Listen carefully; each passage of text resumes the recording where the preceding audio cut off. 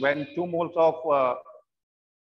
ethyl acetate is heated in presence of sodium ethoxide, they form ethyl acetoacetate and ethanol are formed. This reaction is known as Clemson condensation. I'll repeat it. When 2 moles of ethyl acetate is heated in presence of sodium ethoxide, they form ethyl acetoacetate and ethanol. This reaction is known as Clemson condensation. So we are using ethyl acetate.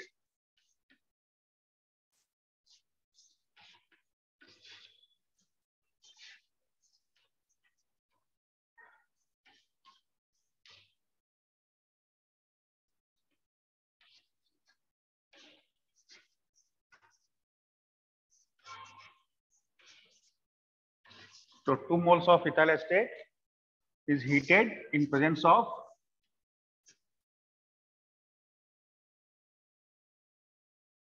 sodium ethoxide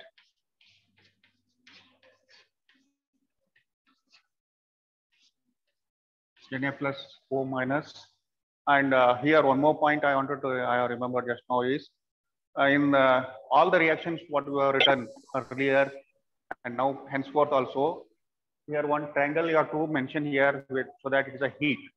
For every reaction, heat is required. So this, almost all we have forgotten to write that particular triangle. You have to write in this, clear, in the first step. So in this particular ethyl acetate is going to react, is heated in presence of sodium ethoxide.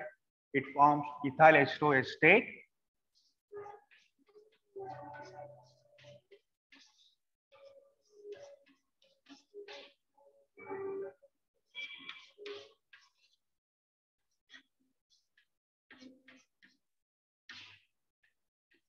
Plus ethanol is formed.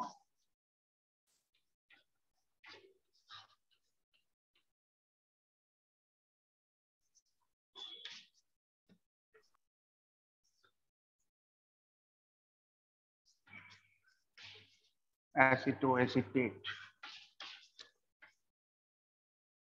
Ethyl acetoacetate is formed. So this reaction is known as Clemson condensation. When 2 moles of ethyl acetate react each other in presence of sodium ethoxide, when they are heated, they form ethyl acetoacetate and ethanol as a byproduct. So ethyl acetoacetate formation takes place. This reaction is known as Clemson condensation. Coming to mechanism part of this.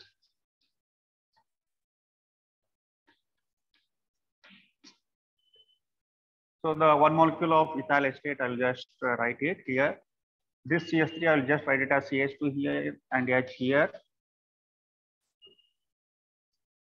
Thank you.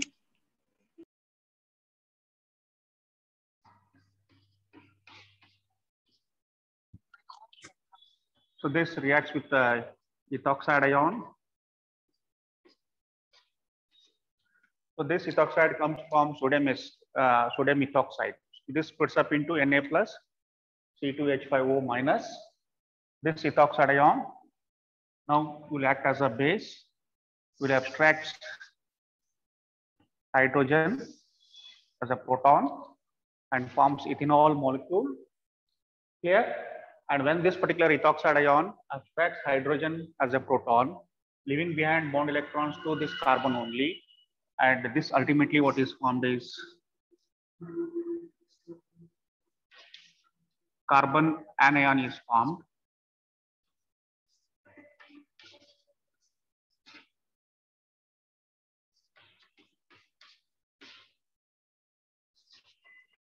Carbon anion or nucleophile. You can also call it as nucleophile, plus byproduct as alcohol is formed. C2H5OH combines with this H to form alcohol, leaving behind bond electron to this alpha carbon. Thus carbon anion is formed. This carbon anion acts as a nucleophile. That's why the mechanism is called as nucleophilic addition mechanism. Clear? So in this particular carbon anion is generated, this carbon anion immediately it combines the second step with one more molecule of ethyl acetate.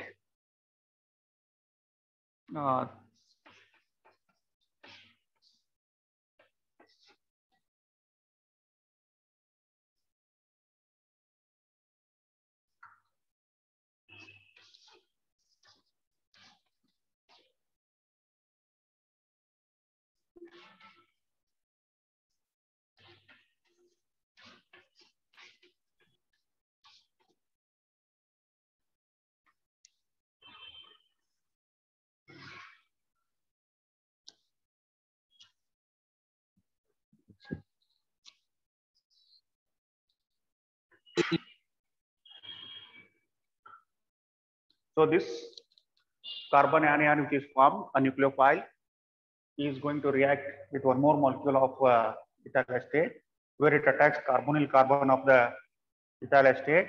And when it attacks this carbonyl carbon of the ethyl acetate, the bond electrons between oxygen and the carbon, that pi bond electron will try to move towards oxygen to form oxide ion.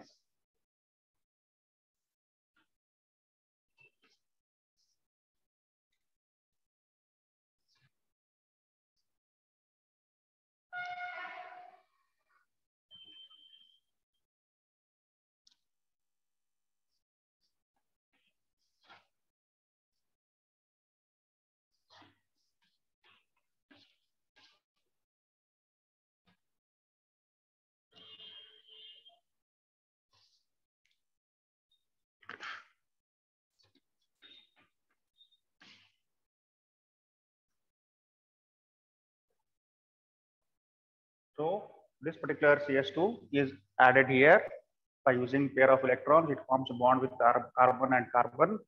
So this bond is formed, and this as it is added, and this is what it is remaining.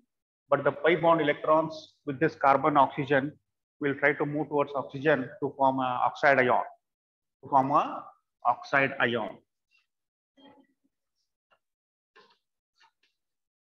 So oxide ion is formed. So this oxide ion wants to stabilize. So it in the next step,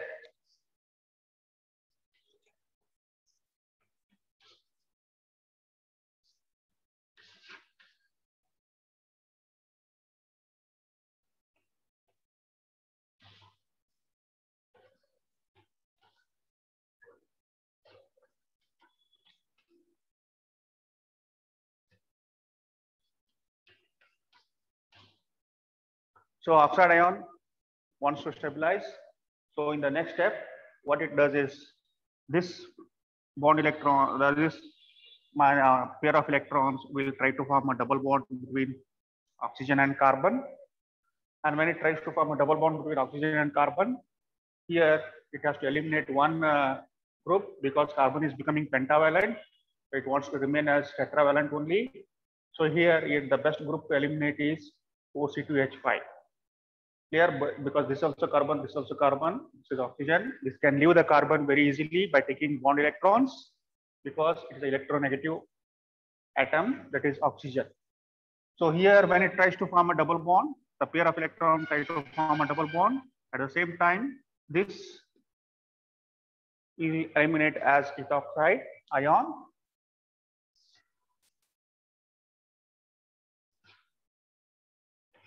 So comes out as ethoxide ion, and ultimately what is formed is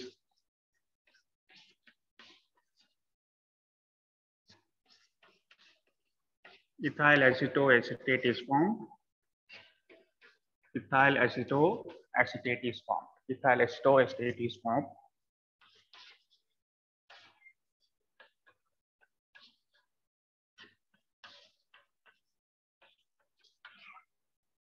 Ethyl acetoacetate is formed.